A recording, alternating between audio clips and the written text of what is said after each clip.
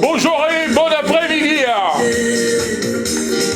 Nous sommes heureux de vous retrouver ce samedi avec beaucoup de joie, beaucoup d'ambiance. Connectez-vous et partagez. Connectez-vous et partagez.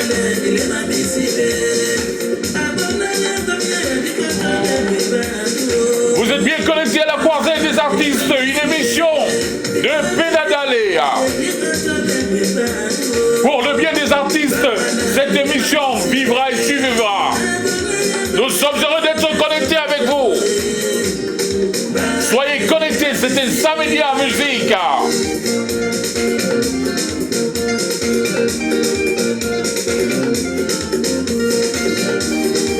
Connectez-vous et partagez. Connectez-vous et partagez. C'est l'ambiance du samedi avec la concert des artistes.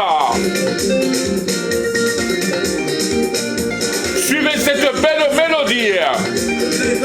Elle nous parle la mélodie.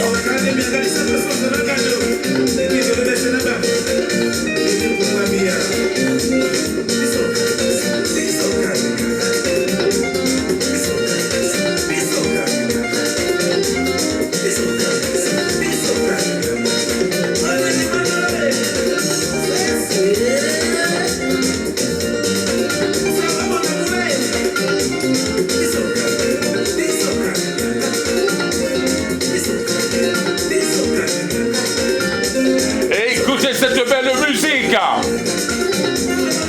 elle est de Pédadalé, qui est l'auteur et compositeur de cette belle mélodie. Connectez-vous, connectez-vous et partagez.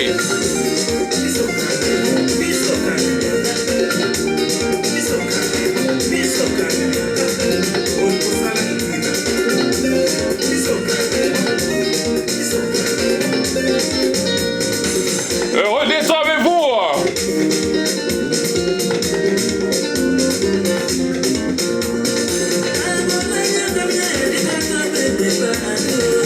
Connectez-vous, connectez-vous et partagez.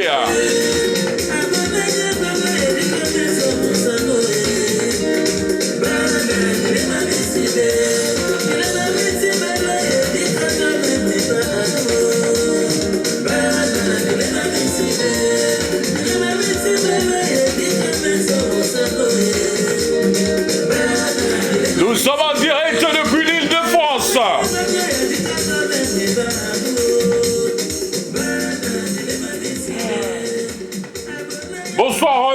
Pédadalé.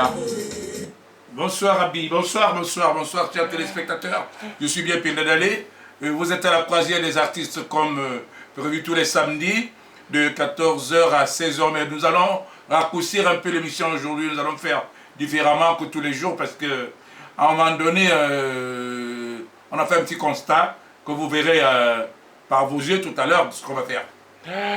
Merci l'artiste Pédadalé. Sans tarder, je souhaiterais bien connaître l'origine, l'inspiration de ce morceau que nous venons d'écouter. Abi, tu sais, l'inspiration n'est pas quelque chose d'hasard. C'est pas un hasard. C'est-à-dire, je le dirais parce que tout est là-dedans, c'est dans la tête. Quand on s'inspire de quelque chose, c'est que cette chose existe vraiment.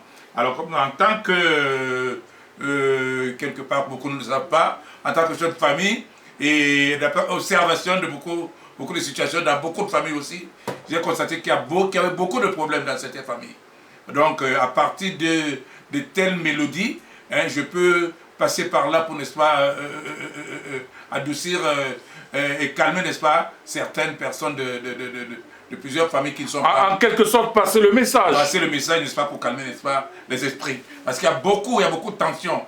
Enfin, je le dirais automatiquement qu'il y a beaucoup de tensions dans beaucoup de familles. Beaucoup de familles que j'en sais.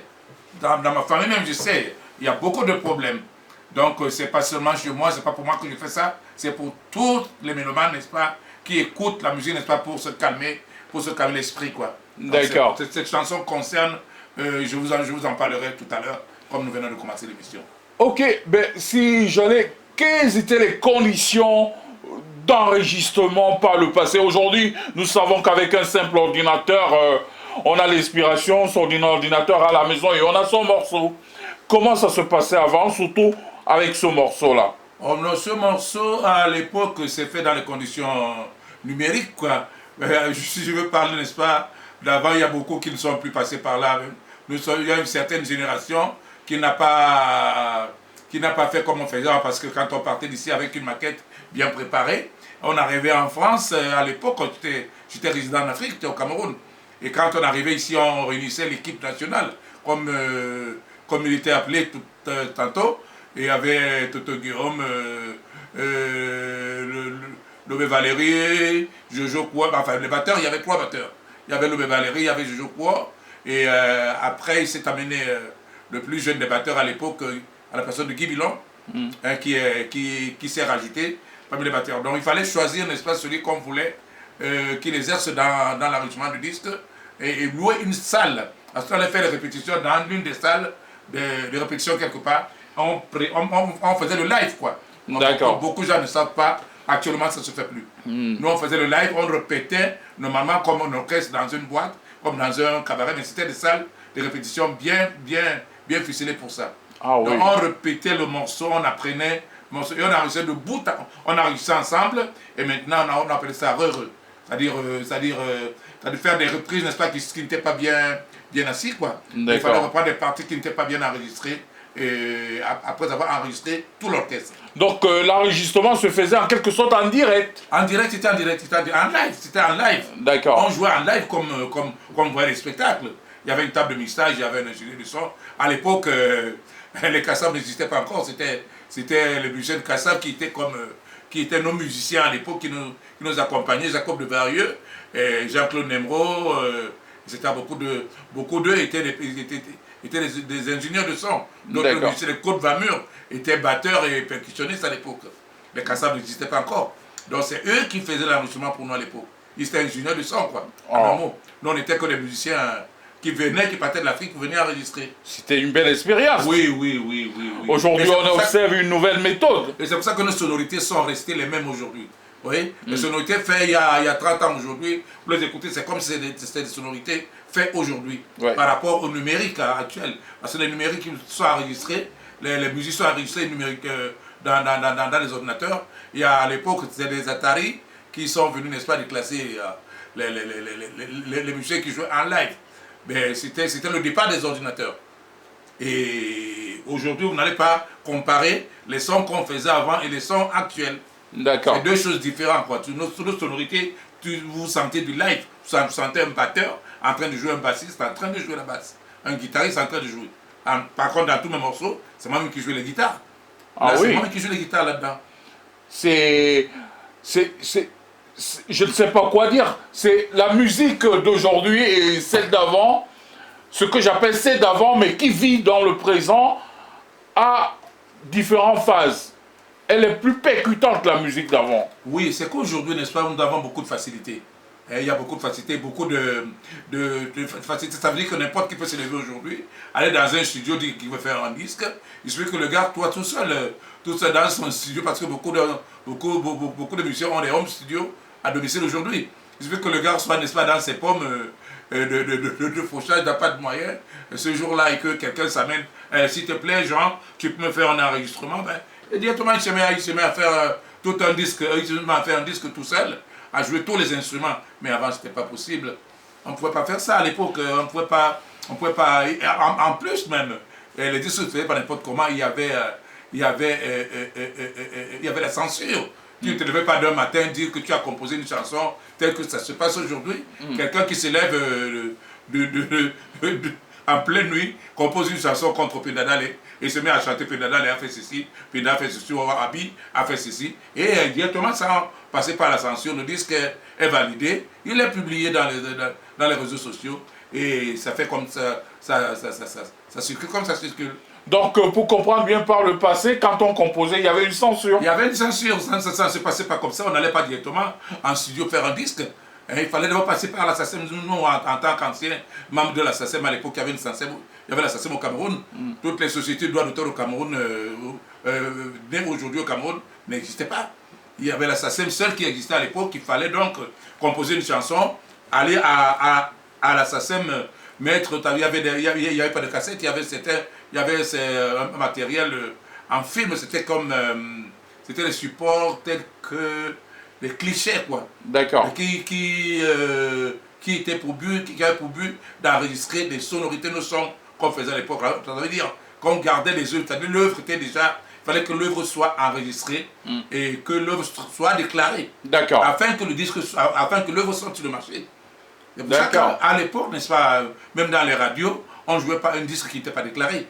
Il fallait que le disque soit déclaré à la SACEM et que le disque soit numérisé et qu'il se passe officiellement à la radio, bien dans une attaque. Je me rappelle une époque, lorsque les disques sortaient, il y avait une petite étiquette qu'on a posée sur les disques. Oui, l'étiquette SACEM.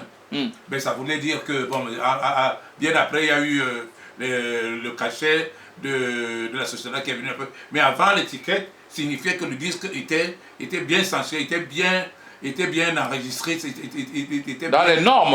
était conforme, quoi. Il fallait que le disque sorte. Parce qu'on ne sortait pas à l'époque, tu ne parlais pas de ta nudité pour aller chanter ça pour le public. Ouais. Ça n'acceptait pas.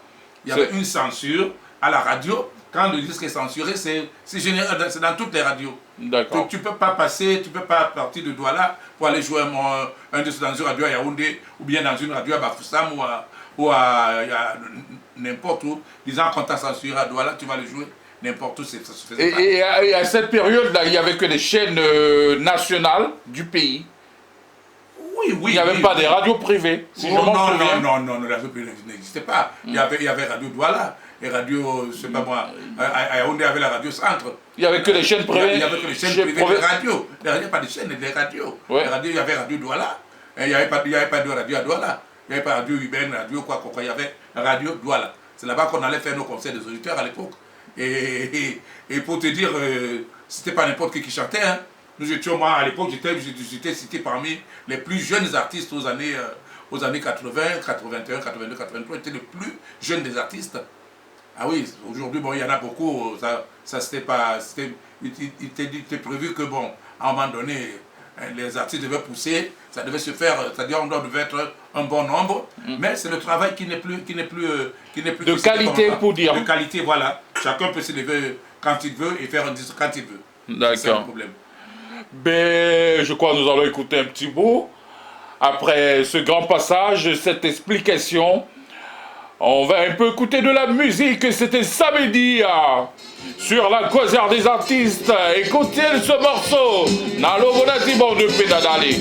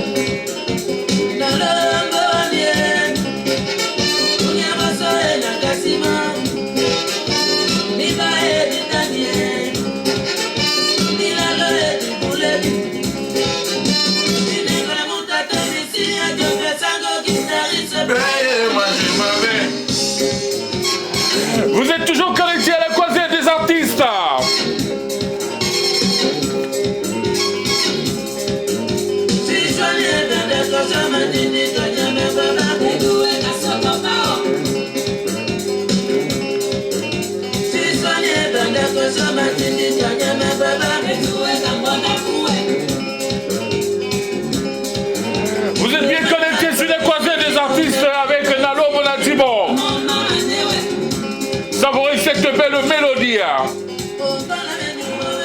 nous continuons avec la nouvelle version de l'émission que nous allons appeler le Church Live.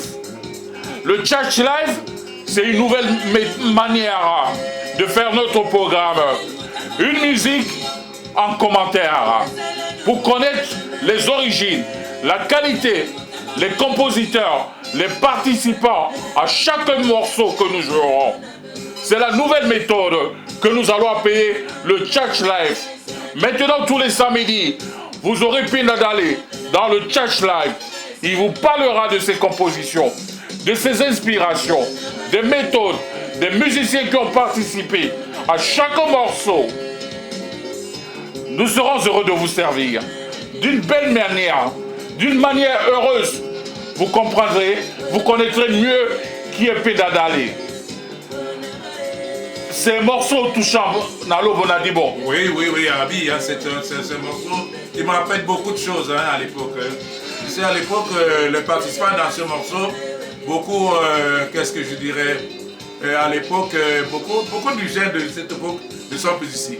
Il y a certains qui sont décédés, tels que l'homme Valérie à la batterie, Tété Fredo à la trompette, Roger Com au saxo, je ne citerai pas tous à la fois, mais tous ces musiciens à l'époque n'existent, sont encore des musiciens, jouent encore aujourd'hui, mais ils sont des musiciens de studio.